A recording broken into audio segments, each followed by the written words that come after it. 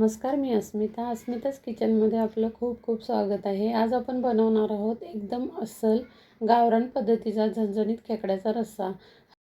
रस्सा इतका चविष्ट होतो की तुम्ही बोटे चाटत राहाल. चला तर मग वेळ न घालवता सुरुवात करूया. सर्वप्रथम इथे आपण धने 1 चम्मच, तीळ अर्धा चम्मच, लसूण, कांदा 1 हे सर्व आपण भाजून घेणार आहोत. आणि कोथिंबीर, आलं, दालचिनी हे सर्व भाजून छान असे आपण घेतलेले आहे. आता हे ताजे खेकडे आपल्याला साफ करायचे आहेत, स्वच्छ धुवून. हे बघा इथे पाहू शकता आम्ही याच्यामधले, याला आमच्याकडे मेंदू म्हणतात, पण हे खेकड्याची अंडी असतात. ते आपल्याला साफ करून अशा पद्धतीनं व्यवस्थित काढून घ्यायचं आहे. हे बघा असे हे सर्व काढून घ्यायचे आहे आणि व्यवस्थित असं आपण स्वच्छ करून घेणार आहोत. हे आपल्याला ठेवायचं आहे, त्यामुळे तर रश्श्याला खरी चव येते. हे बघा अशा पद्धतीने हे सर्व व्यवस्थित स्वच्छ काढून घ्यायचे. पावसाळ्यात किंवा थंडीच्या दिवसात खेकड्याचा झणझणीत रस्सा पिल्याने सर्दी खोकल्याचा त्रास कमी होतो. तर इथे आपण जे मेंदू काढले होते ते आपण अशा पद्धतीने ज्या वाटीमध्ये काढले त्याच वाटीमध्ये आपल्याला याला परतून घ्यायचे आहे.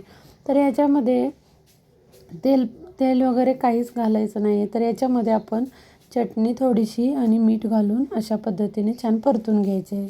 तर आता रस्सा बनवण्यासाठी आपण ज्या बारीक नांग्या काढल्या होत्या त्या आपण आता या मिक्सरला लावून घेणार आहोत. तुम्ही जर मिक्सरला लावायचे नसेल तर तुम्ही खलबत्त्यातही बारीक करू शकता. तर इथे अशा पद्धतीने मी 2 वेळा या गाळणीने गाळून घेतले आहे. आपल्याला हे 2 वेळा पाणी घालून अशा पद्धतीने गाळून घ्यायचं आहे आणि जे कवच्या उरतील ते आपल्याला फेकून द्यायचे आहेत. तर इथे फोडणीसाठी मी आता एका कढईत तेल गरम केले आहे. त्यात आपण थोडा कांदा घालून तो गुलाबी होईपर्यंत परतला आहे. आता आपल्याला तयार केलेला लाल तिखट टाकून वाटलेला मसाला यामध्ये टाकून घ्यायचा आहे आणि तेल सुटेपर्यंत छान असे परतायचे आहे. हे बघा आपण जो मसाला तयार केला होता तो आता आपण याच्यात टाकलेला आहे.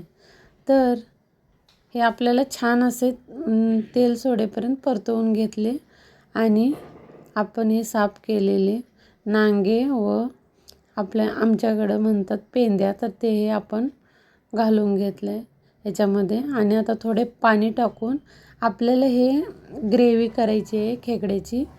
तर थोडे पाणी घालून ह्याला जास्त वेळ नाही लागत शिजायला.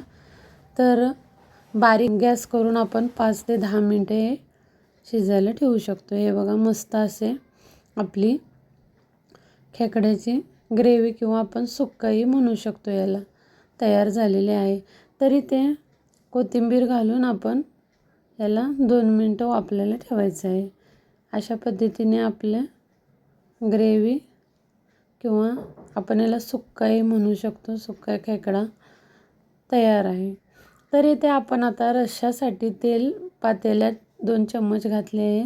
त्यामध्ये जिरा घातला आहे आणि आपल्याला कांदाही लाल होईपर्यंत गुलाबी रंगावर परतून घ्यायचा आहे. त्यामध्ये हळद टाकली, लाल तिखट घरचे लाल तिखट घातले आहे.